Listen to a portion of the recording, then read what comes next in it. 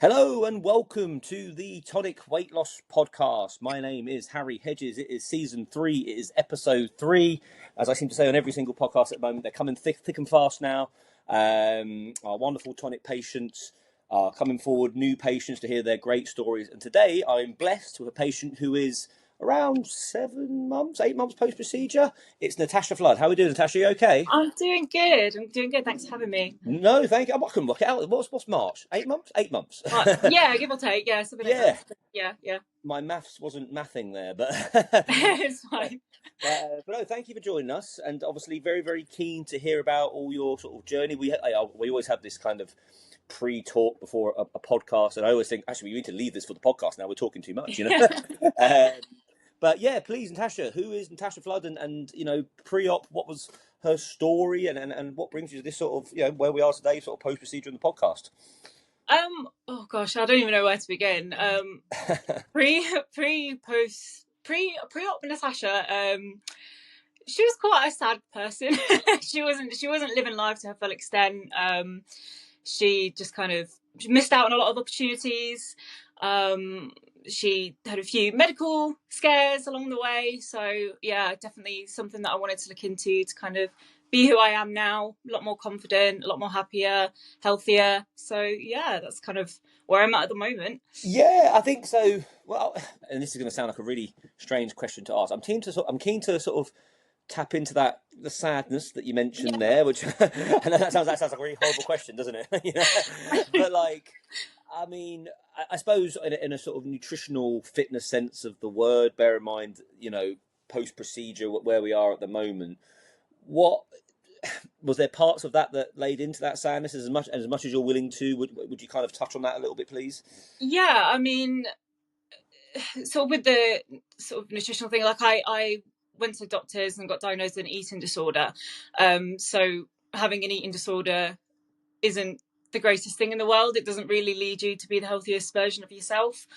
Struggled with sort of binge eating and things like that growing up. Ever since I can remember, really, like I never remembered a time where I was sort of, what's the word? Sort of a healthy weight, I guess. I guess it stemmed from a lot of bullying and things like that as a kid, and then it just kind of escalated and just got a bit out of control. I kind of go through a phase where I would be sad, so I'd eat to make myself feel happier, and then after I've eaten I just feel sad again, and it was just like an endless vicious cycle. And it's just something that I really needed to kind of get a hold of and put a stop to, because I mean I'm only in my 20s and I didn't want my 20s to kind of be wasted in a constant cycle of just not getting anywhere. Yeah.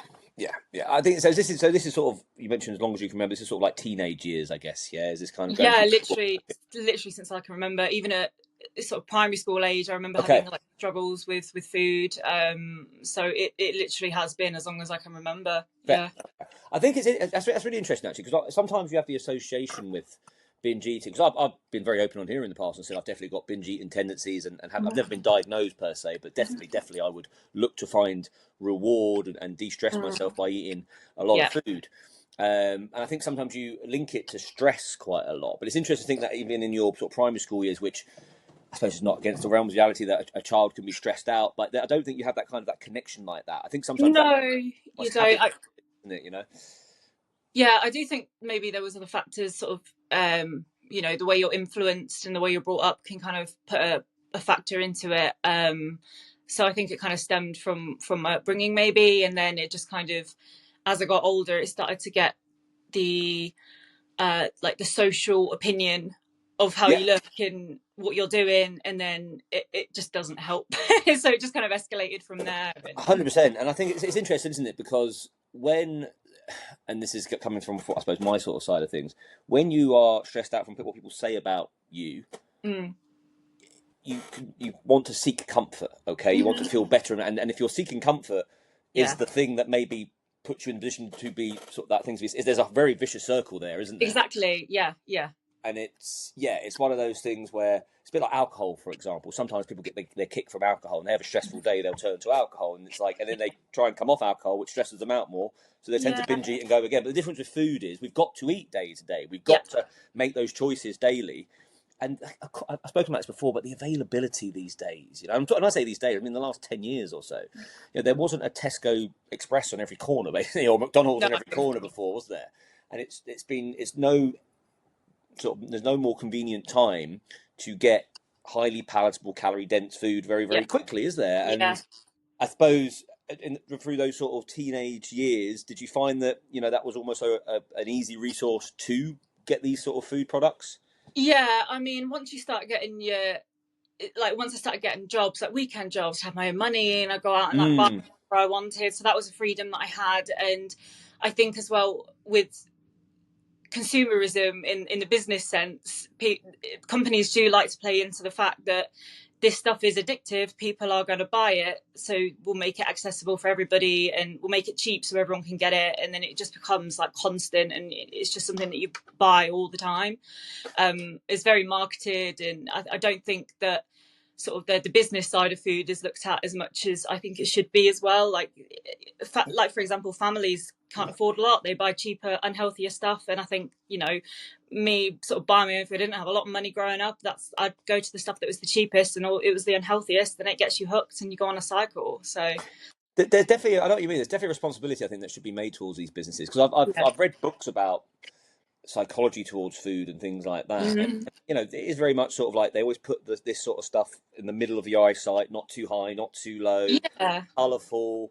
If you think about when you go to supermarkets, there's always a few sweets at the end if you want to kind of pick something up quickly before you go, because we all fancy a bit of something, don't we? And it's I think diet culture as well, right? Like the go hard, go home brigade of the exercise world, low calorie diets, people tend to put those two together and it just equals burnout. And then and I think my biggest problem with that is people blame themselves rather than sometimes the things going on around them. It's like, oh, it's my fault. So they beat themselves up, which makes them stressed out. And back to my point earlier on, they go back into that sort of vicious cycle a little bit. And I think, unfortunately, like a balanced, controlled, steady, slow and steady wins the race approach, which is probably the most optimal approach, doesn't really sell many magazines, does it? You know? No, it doesn't get any clicks on social media and things, so it kind of gets thrown to the wayside a little bit. But no, okay. And then, you know, I asked this question earlier on for our WhatsApp when we were speaking to each other. You know, what brought you down the sort of maybe looking into a sort of surgical procedure? You know, everyone sort of has that kind of that moment, I guess. Was there a standout moment, or was it kind of something you were considering over the course of time? Yeah, I mean, it was a number of things. It wasn't, I mean, there was one thing that was quite major, which I'll get into in a minute, but it was a whole number of things. Like, it was just finding out that although, yes, I was having diet and exercising, it just wasn't working for me. And I don't know if that was me being impatient or what, but it was just something that the addiction was something I could never break out of. And then I started thinking about other ways that I could do it. And then in 2022, when I was 24, I think, I was diagnosed with cancer. So I went through that for like a whole year. I had stage 3 cancer. And it just kind of put my life into perspective of like, I could die essentially from this, and I haven't achieved what I've wanted to achieve. And I just think it's time now that I look at ways where, okay, if I really am struggling, what are my options? And there were a few sort of influences that I followed, was body positivity, confidence influences, and one of the influences went through you guys. And I just kind of looked into it a little bit more and thought, okay, if I've been through a point in my life where, you know, it could have been the end and I haven't achieved what I wanted, what can I do to improve that? I found you guys, and I just thought it was a no-brainer, and just decided to go for it because I want to do things, you know, I want to live my life. Yeah, absolutely. And you mentioned sort of at your age. If you don't mind me asking, like, how old were you when you went through the surgery process? When I went through this surgery, I was 26. 26, yeah. So I mean, blimey, I mean, well done for having that assessment moment, in the sense of, I appreciate obviously something like cancer is going to maybe the forefront further, but you know, a lot of people are still trying to find their feet in their mid-20s, you know, and trying to work out what they want to kind of do and what it looks like. But to have that kind of open mind of, I need to sort this out because I want to live my life. I've got a long way to go, and I think that's very, very, very admirable to make that decision. And like I said earlier on, there tends to be that kind of that moment of I've decided this is what I'm doing, and spoke to patients on here in the past to the point where they argue their case. It's almost like this nugget a moment, and that's why at Tonic we're very. You need to make sure this is what you want to do. This is not something that can be told you what to do. It has to come from solely within. And you tend to find people that do that, and that's a weird one. But post procedure, they tend to do it when I say do it better, that's a really bad way of putting it, but they tend to have a mental and physical success story because they kind of know that's the answer. And we don't particularly advise people who are doing this for a quick short-term kick. Yes, you do lose weight quite aggressively in the early stages, but that's not what it's all about. No, And no. you know, you're sort of like, my maths is again 8-9 months or so post procedure. Yeah. When it's still feeling that way now, that's a really, really, really, really good sign. And obviously, so research wise, was there a period of time you did it where you looked over it for a couple of months or so, or did you just reach out to companies and find out more? How did that work? So yeah, I did a lot of research because having been going through sort of surgeries before, it was something that I was quite sort of scared of. Like I went through my first surgery when I had cancer, and that was just terrifying. And you know, I said to myself, like, I'm not going to put myself in a position where, you know, I feel that way again, because surgery is a big deal. It's, you know, somebody's going inside your body, like it's scary. But I just sort of I researched it more, and there were a lot of I went through TikTok videos of people that have had weight loss surgery, and I just see the confidence on them, and you know how much weight they've lost, how much better they look, and just it was just something that, you know, I then started looking at. I did that shameful moment where I thought, oh, well, you know, Turkey do it really cheap, maybe I'll go to Turkey. And then you do more research, people tell you it's not a good idea, you get that clarity that it is not a good idea. And I thought it was something that I wouldn't be able to afford unless I went to some place like that. But with you guys doing finance, I thought, okay, well, I'd rather pay monthly for a safe procedure in the UK and not go somewhere else where it could potentially risk my life even further. So not to say that there hasn't been success stories out there. There have. If that's what you want to do, go for it. But definitely this felt like the safer option for me, and after doing the research, you guys seem to be the company that I wanted to go with for sure. Awesome. No, you're right. I think, like, look, the abroad thing, if something's that cheap, I just think there's question marks over it, you know. And the one thing, it's all right if it's a handbag or something, but when it's your health and, as you mentioned, an operation and stuff, I don't know if you really want to. Okay, there are success stories, and no one's undermining that, but there are other stories as well, and I think it can be underreported. There's sort of the evidence that is that there's a dramatic underreporting on the processes that happen out there. And why would they do that? You know, like, why would there be an underreporting? I don't know. But anyway, you know, so it's. I think peace of mind goes quite a long way with this. Definitely. I know it sounds strange, but like, for example, you have a nurse with tonic, right? And particularly in that first week or two, they're very, very prevalent. And just the idea of, you know, I know when I'm unwell, for example, I can be a bit of a hypochondriac. My hip hurt recently. And I was like, what's that? I don't like the idea of because you have links to other things. And I spoke to a doctor. He went, your hip's just hurting you. You know? And he asked me a load of questions that maybe might be linked to other things. And he was like, the answer was no to all of them. And he was like, yeah, I think you've just got a bad hip. I think you need to go and do some mobility work and stuff. But I think, but peace of mind, it went out of my brain completely after that. And I think having availability to a nurse, to maybe if you think something's happening, and just ask them that question and getting that clarity of mind from a professional, it goes such a long way, man. You know, and did you? Obviously, you had it done in March. Was it a quick turnaround time, or was it a couple of month wait? What was the structure around that? No, literally. Once you booked it, sorry. I literally booked it in February, so it was it was very quick. I think it was about 3 weeks after I booked it, or maybe even 2. I can't remember exactly. But it was literally like I decided to go for it. I applied for it, got the loan to do it for you guys, and then literally 2 weeks later they were like, "This is the availability," and I thought, just do it, just go for it. Like, you just, I think I would have just sat there and contemplated it and probably talked myself out of it the longer I left it. And I think it was scary because it was so quick, but it was a blessing in disguise because it's probably the best decision I've made. Brilliant. Well, I think that's always music to everyone's ears when people say that post procedure. But I think I was going to ask you there, like, do you think it was a good thing or a bad thing that it was a closed window? And I think it varies a little bit because some people like to do lots and lots of research. But I do think once it's booked, is there a case where you can overthink it a little bit? Do you know what I mean? Like, and it's like, of course, and I suppose this is a good question actually. What was going through your mind about, obviously not the operation per se, because I think that's a very natural thing to be worried about, but your future? Was there any? I would like to think there was excitement there and things, but was there any concerns about what that would look like? I mean, some people think they might be the one person it doesn't work for, or indeed, was there anything that you sort of stood out as a worry post procedure? Yeah, I mean, there was that exact worry, like what if it doesn't work? I mean, I saw, like I said, like I went through loads of TikTok success stories, just seeing people's like reviews and their sort of just hearing their story. And there was one video out of hundreds that I watched where it didn't work for that person, and that just stuck with me. And I thought, why is that one video sticking with me? Because I feel like I'm clinging to the negative and looking for a way out of it when there's just so many success stories out there. And like I'm so glad I didn't listen to that video and I did it, because it has worked for me and I had nothing to be worried about. So, I think it's an interesting one. So I would, you went against the grain of what I would say would be the optimal advice. I think I wouldn't go on TikTok to do any work for you. So yeah. I know. I'm glad the general picture is positive out there. Yeah. Because you just get different. And the truth be told is, yes, the success rate is high, but only if the patient is very much prioritizing the right things. Okay, and you know it's not okay, as you know, more than anybody, it's not a case of you just get this done, sit there, you lose weight, and everything's happily ever after, right? Yeah. So with the nature of that, unfortunately, there are times when people aren't doing. And there are other things, there are complications that can happen. There's no doubt about that.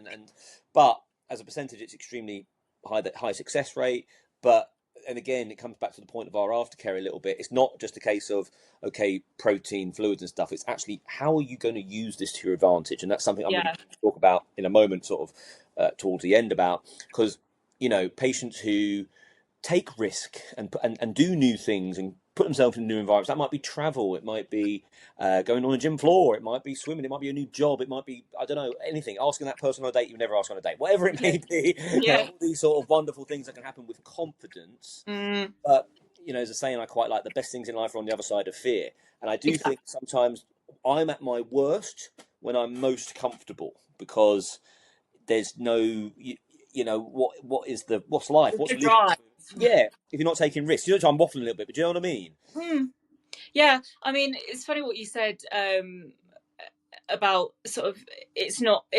I always said to myself, there was one phrase that I heard. It was like, the surgery is a tool, not like a miracle work. Like, you still have to put in the work. Like, it's just as hard as if you're doing it without it. Well, I say just as hard. It's a tool that's very a privilege to have, and it does assist you. I know what you mean.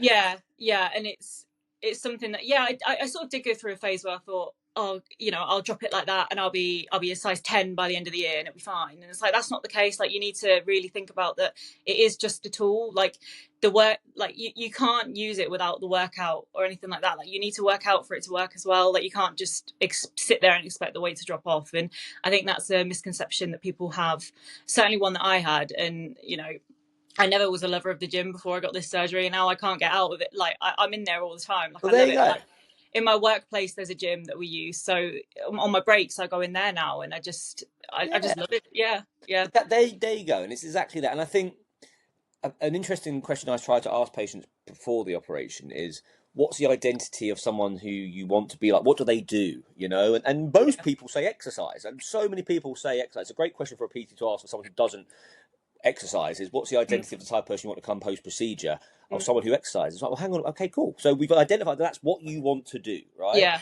What is the barrier here? Okay, so there might be, at the moment, currently physically not necessarily where you want to be. The confidence isn't there. Well, we know that weight loss is going to go in the right direction. Of course, you have to work hard at it, of course, over time, but there will be that initial sort of kicker, if you like. And you tend to find, not always, but you tend to find that confidence goes up as weight loss occurs. Yeah. Okay, so surely there has to be a threshold of, I'm going to go and put myself in that environment. And I always say it's a bit like your first time at work going to the gym. Okay, like, you know, you walk into work. We all go to work, and we all have to work because I'm funny. We all need money, don't we? But so we'll all put ourselves through that, and we'll be there, ready, on time, because there's consequences if we don't, etc., etc., etc. The trouble with the gym is, actually, let me before I go into that point, when you go to work, that you don't know where anything. Your first day at work, you don't know where anyone is. You don't know who anybody is. You don't know what it's like. It's daunting. It's awkward. Yeah. But we all put ourselves through it. The gym's the same, right? It's daunting. It's awkward. But the problem with health is we can all put that off a little bit, can't we? You know, I feel all right today, so I don't need to exercise. And I think the channeling of that post-procedure is a fantastic asset of one of the reasons when success is, and I always say success leaves clues. There's no surprise to me that you're somebody who exercises consistently when you're 9 months post-procedure and you're feeling the way you're feeling. And so let's say what, let's go back a bit, because I'm going ahead of myself.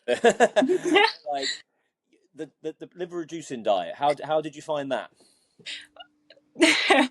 um, yeah, I mean, I did slip up maybe one or two times, but for the most part, No, I fair. did stick to it. It was quite difficult because you go from eating what you want to then suddenly, you know, when you have an eating disorder, you can't switch it off. No, no, Like you go from eating what you wanted, what you thought you wanted, and then you go for two. I mean, I had 2 weeks of it, so the 2 weeks of it was difficult to try and get my mind out of the sort of binge eating area where it was. So I mean, it was difficult, and you know, you might say, "Oh, it's only 2 weeks. Like you can do it. It's two no, it's a weeks." long But time. It's a long when you time. have that mental thing in your 100%. brain, it's difficult. But you know, I did lose weight on it, so I did it. But it wasn't. I didn't enjoy it.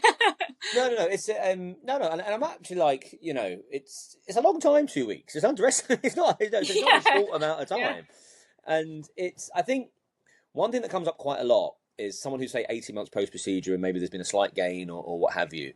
A question that comes up quite a lot is, should I just do the LRD again? Because yeah, they associate that with success, and it's not for that, okay? Like, it's there to yeah. serve as purpose for the operation. You lose a lot of weight. You actually lose a lot of glycogen around the liver. Mhm. It's not actually the body fat loss that people is what they're looking for. When people lose a lot in that first week, people tend to hold a lot of glycogen around the liver, and it means the operation can take place. But the truth be told is, not many people can stick to that for 2 weeks unless they've got some sort of get out at the end of the two Yeah, weeks. Okay, yeah, and the operation obviously provides that. And of course, you've got the financial constraint. You've got the risk of the operation not occurring if you don't do it properly. And yeah. but there's a high risk and high reward from being able to adhere to it. But you can't create that in everyday life. Like, No. there's not. You can't keep getting married. You can't keep going on holiday. Yeah. There's always there's I going wish to I be could keep going on yeah, holiday. yeah, so do I. Yeah, you can't keep creating time constraints, Yeah. can you? And No. that's the reason why it just doesn't really stick very well post procedure, and nor should it be. And I think also, like, it's just bad practice because that's there to serve the purpose for the operation. It's not there to. I think it aids Yeah. discipline. I think it aids that people can do it. Yeah. But and also, just to touch on your point a minute ago, you mentioned the eating disorder during the RD. The eating disorder doesn't go post procedure either. No. You've just got a tool to aid portion control, right? Exactly. Yeah. How did you find that mentally in those first few weeks post procedure? Well, to be honest, the first couple of weeks I found quite easy. Okay, Doing the sort of the liquid and the puree was quite easy because I felt like I there was something that almost switched where I was just like I wasn't hungry, so I didn't think about food, and I sure. didn't.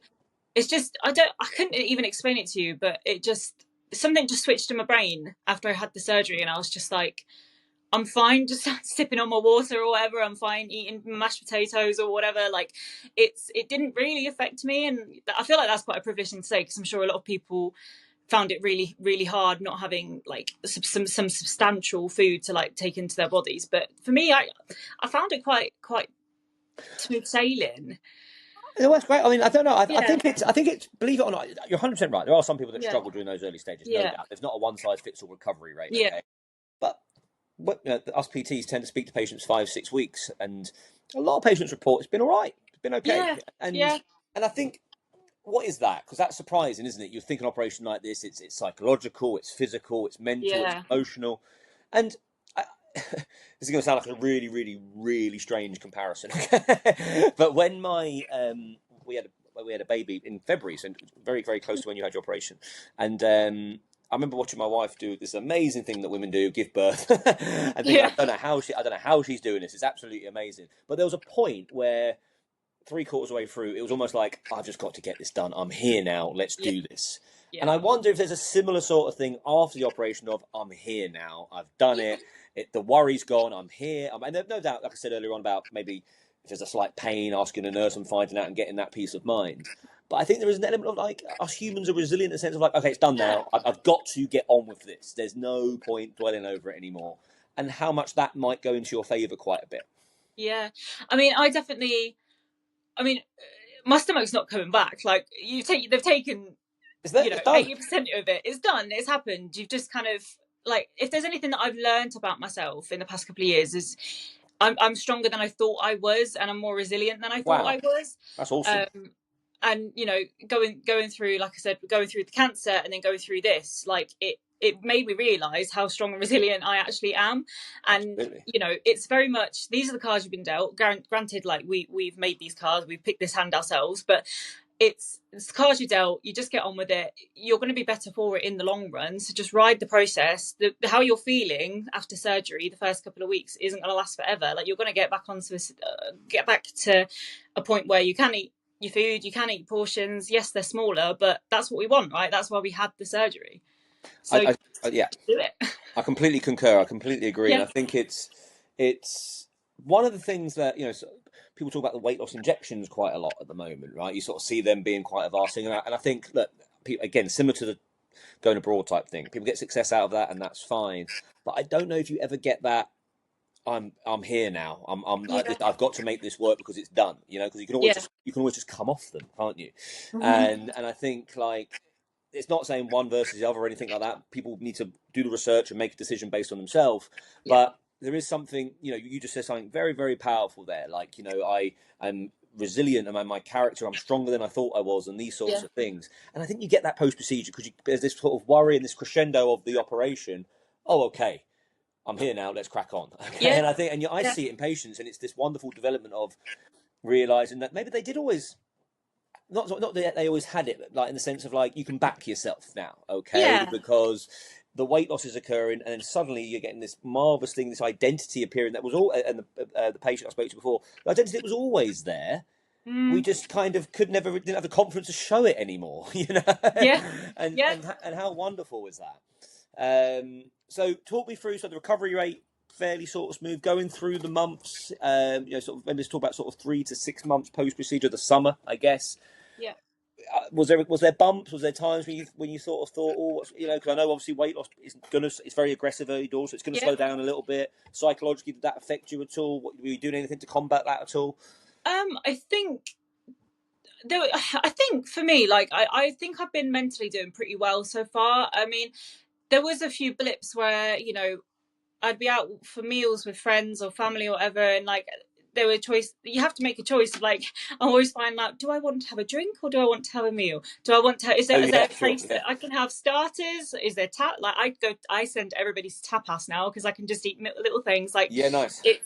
It's, you know, the frustration is not being able to eat a full meal again. Like when you want to eat something and you can't, that the frustration is there and it's never going to go away. But it's not the end of the world. Like Yeah, it's I think in the UK we're always told to eat our plate, aren't we? From yeah. like, Oh yeah, don't leave the dinner table until you've eaten. Yeah. yeah, well, I'm not being funny. It's actually considered like borderline rude, isn't it, if you Yeah. don't eat all your food? I mean, and and I think when that just doesn't just leave because, you know, part of your stomach's been removed or whatever. Yeah. It's a psychological thing, right? Um, and nor does even, and again, common sense is not common practice with humans, you know. And I think people who overconsume food know, like you touched on it earlier on, and I know I felt this feeling as well. We kind of know that this is not a good idea, but there's this short term release of like, oh, Yeah. yeah. And there's a book called Atomic Habits, and I always talk about it. But like the looking forward to doing it is actually way better than the actual doing it Yeah. sometimes. Yeah. It's the build up, it's the excitement of things. It's And that brief bit of serotonin, isn't it, that you oh get from it, and then as soon as that serotonin's gone, it's then, well, now what? yeah, Like 100%. I remember. So, I'm again very open about it. So when I was personal trainer on the gym floor at David Lloyd, I used to have a stressful day, tired, like up early, finish late, and during the session, I'd be like, oh, I'm going to eat loads tonight. I can't wait. mm, Yeah, and I felt ashamed a little bit because I was like, I'm helping people yeah. do this, but I was, you know, always in protecting my integrity and stuff, but I couldn't help myself, and then I managed to coach myself out of it. But then I would do it, and I'd get this real horrible sense of like, you're a hypocrite, you are, you know, and it's horrible. But the build up, the drive, the leaving the gym and going to do that was like the can't wait. This is going to be superb, and it's a really interesting dynamic. And do you still get that moment, that craving of leading up to that moment, and then realizing that you can't necessarily do it the way you used to? Yeah. Is there a feeling there still? Yeah, I mean, there definitely is. I mean, you know, it's only the thing about the weight loss surgery is it's purely physical. Like, yes, you have the mental side of the confidence, but you're still never getting rid of your thought process around food. Like it always is that there are things you can do to combat it, but it's always going to be there. And there's times where I've sat here and I think I've had a lot of guilt after surgery. Like there's been times where like I've thought, I can't eat that because then I'm just going to fail at my surgery. Like I'm just going to gain it all back, and like there's just no point. Like I do have a fear. I do. Well, I wouldn't say fear, but there is a certain guilt around food, like things like just like a slice of toast. Like I have to think twice. Like, do I really want that? Do I need that? Like, is it gonna ruin everything that I've worked so hard for? So there is that kind of like mental block. Like eating disorders don't go away, and like there is that worry that it's going to just go so far the other way. Where now, am I just going to be worried to eat anything now? Yeah, I haven't hit that point, but no. I think the channeling effect of that's quite interesting to talk about, because it's, how can I put it, like, I think the only way that I found over the course of time is the way to kind of combat that a little bit is just to create other things to go and do, because a lot of it comes from boredom and stress, right? So again, without sounding too PT here, what's something that really helps boredom and stress? Well, exercise really helps that, yeah, like by changing your environment, by moving, by getting up on the move, you don't really have that association with that sort of stuff. And I think on the quote unquote good or bad food, I don't really like the terms good and bad. I think things can work for you. A slice of toast isn't going to hurt you, but if it turns into four slices of toast, you might want to look at that relationship a little bit, right? It's a bit like money, isn't it? It's a bit like money. Like if you go to a shopping centre and you've got in your bank roughly what money you've got to spend, you see really nice things. There's a push and pull effect there a little bit, isn't there? And again, with money, we all kind of know how to manage that, and we have maybe a savings account, and we work harder to earn more and stuff. And nutrition's quite similar, because no one's saying you're not allowed to buy a nice pair of shoes every now and again, and no one's saying you're not allowed to expel some calories by having slightly calorie dense food now and again. But you got to get the balance right, because otherwise you're going to have no money, or you're going to not be in a good place with your nutritional habits. And I think if the more people actually looked at it that way, I think actually people will realise that actually they can do this. It's a slightly different emotional connection, but there are similar traits to it. And it's just an interesting, and you do find actually, funnily enough, that post-procedure people do sometimes tidy up things financially, because they have that similar sort of connection a little bit, and they realise that those sort of things come together.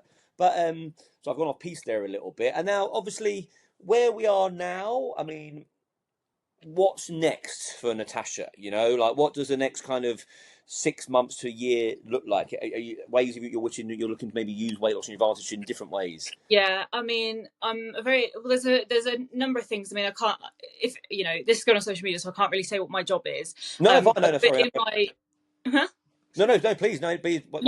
So my job involves it is quite sedentary, but there's ways to get out of that, and I work with a lot of, let's say, people that need physical fitness for their everyday life to help other people, let's say. Awesome. And that's something that I want to do. Like, so next year I'm going to be taking a course and an exam to go into like a different role, where I'm going to be out on the street, maybe running around and helping people. Love it. But yeah, so that's definitely put me in I feel like I can do that now, because I am losing weight and I can get the job that I want now. And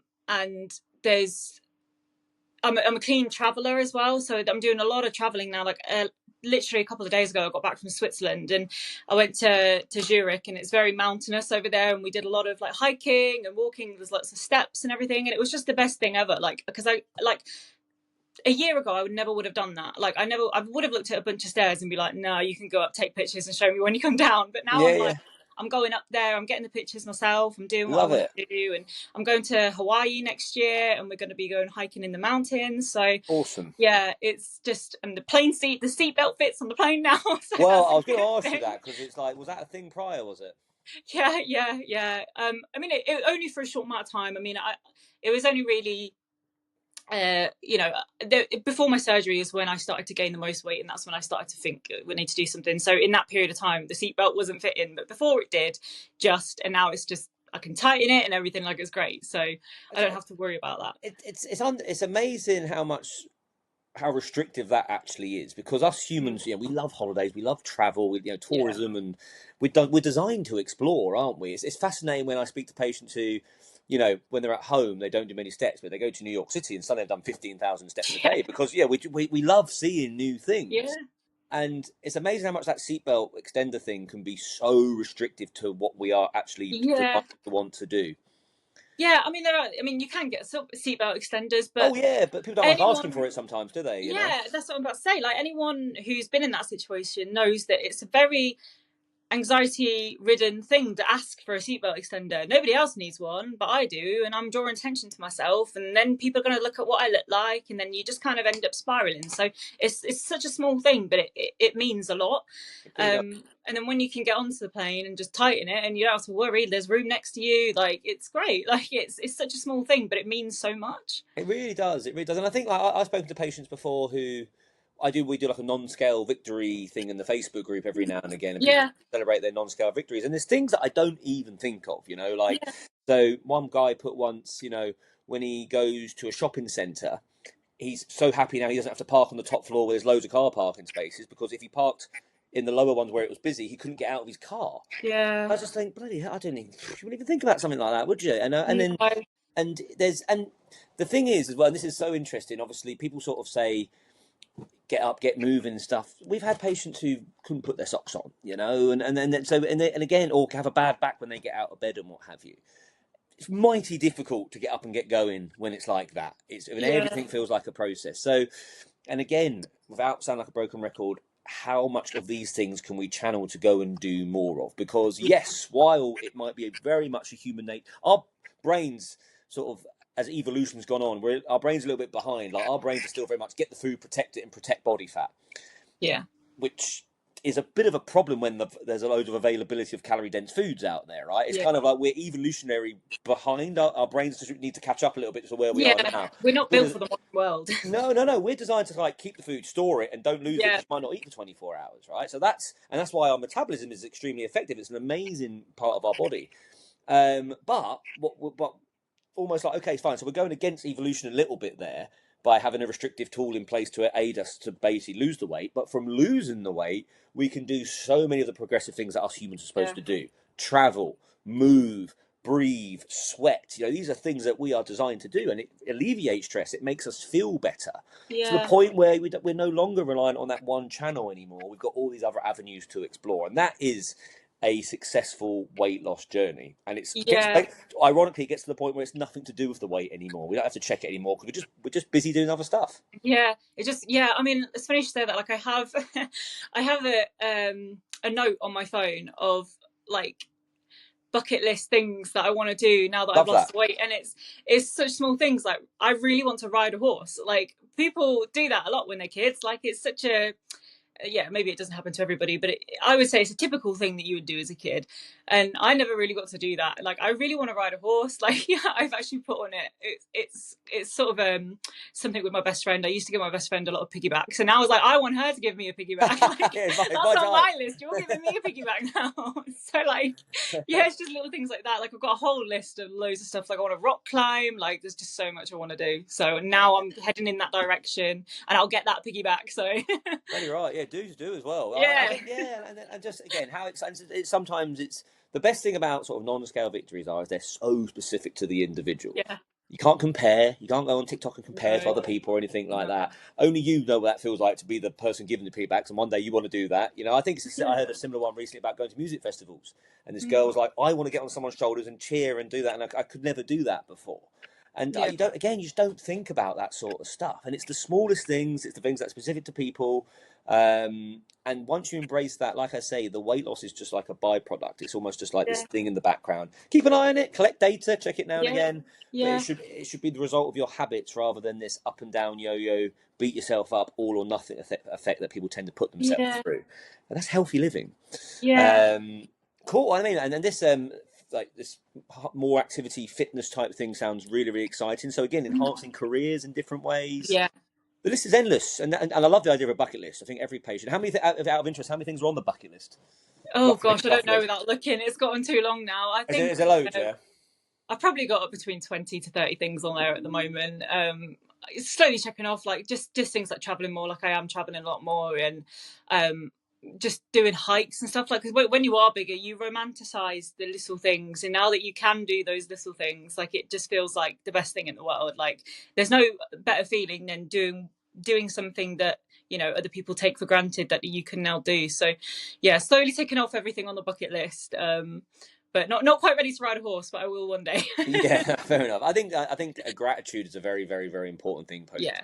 well, and the people who, again, do that. There's studies to sort of show that memory function and energy levels are so much better. I mean, the energy is quite an obvious one because when you're carrying 6 stone less, I mean, don't do this. But if you went and picked up a 6 stone weight and tried to carry it around, you'll see why you're so much more energized. Your body's working so much less hard. But memory function, which tends to aid being more present, you know, there's all these things that I think just is a compound effect to time of that. Being more energized, being more present, being more confident. Those 3 things compounded over time, your eyes are open to the world more. And that's, you know, there's so many sort of sliding door effects that people sort of talk about. I remember when I put 8 weeks together when I was 22 years old before I went to Malia in the Greek islands, and I did it because I wanted to like look and feel good on holiday. I met my wife on that. holiday, and I can tell you now that I would never in a million years have walked over there and spoken to a group of girls unless I'd done that 8-week little thing that I did. You know, so what I always say to people: don't think about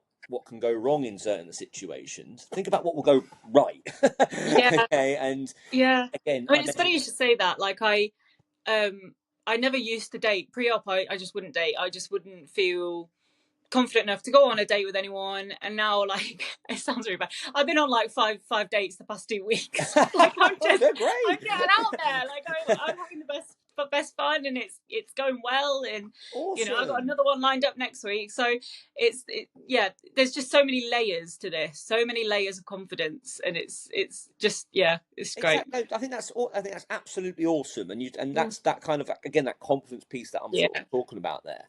And you just tend to find the more you roll the dice, the more you'll find whatever you want in this world, because it doesn't tend to come to you in this world. I'm talking about jobs, travel, relationships, everything. You know, it's about putting yourself in the position most of the time to find. People sort of say luck and things like that. People, now you work hard to make your own luck in this world sometimes. And again, it's not. But there are circumstances where that's far more difficult to do.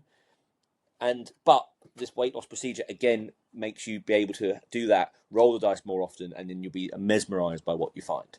And you just tend to find, maybe pre-op, people tend to try and be more comfortable, I guess, because it's daunting, and I understand that, you know, and things like anxiety are hugely relevant during these sorts of things. But but to your point earlier on, you realise, I can back myself here, and I'm actually right. Yeah. Your eyes lit up there. We spoke about the dating scene and stuff, and that's awesome. And how exciting and long may everything like that continue, you know. Cool. Listen, Natasha, I can talk to you all day long, but I always ask patients at the very end of this, just if there was one tip to somebody who was in the early stages and struggling a little bit, or maybe even someone who is thinking about going through this process, what would be your sort of number one tip towards sort of making this a successful journey? I think that's quite a difficult question, because there's so much that you could say to somebody to do it, to just stick with it. I think just think about where you want to be. Like, I know that sounds like an obvious thing, but think about the things that you've missed out on and that you want to do. If you just stick through it a little bit longer, you're going to be able to do those things, and how you're feeling then is going to be so much better than how you're feeling now. So just keep at it and work towards those goals. Nothing lasts forever. Like, it's temporary. Go for it. Just keep sticking at it. Yeah. Okay. No, cool. And I was going to say, another bit of advice I would give is don't go by TikTok about how well people do. Yeah. Don't go. Don't go on TikTok advice. Never listen to social media. Apparently, I need to change my tactics because TikTok's come up trumps here, isn't it?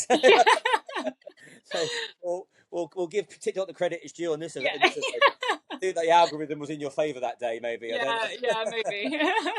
But no, awesome. Listen, congratulations, and you know, what a wonderful story with regards to pre-op and you know, the terrible hand that you were dealt on that sort of side of things. I mean, but to see you sort of wide-eyed and just so excited and happy and smiling, and I said this to you before the call, you can sort of see the weight of the world in someone's eyes sometimes pre-op, and you see you see a change. You see a lot of transformation photos. People don't show their eyes in the before photo, and they do show it in the second photo, and that's confidence in a nutshell. You know, your eyes. I'm so happy. Your eyes tell a story, and your eyes are wide-eyed and That's super, Yeah. super exciting. All right. Cool. Thank you so much. Thank you for your time. Thank you.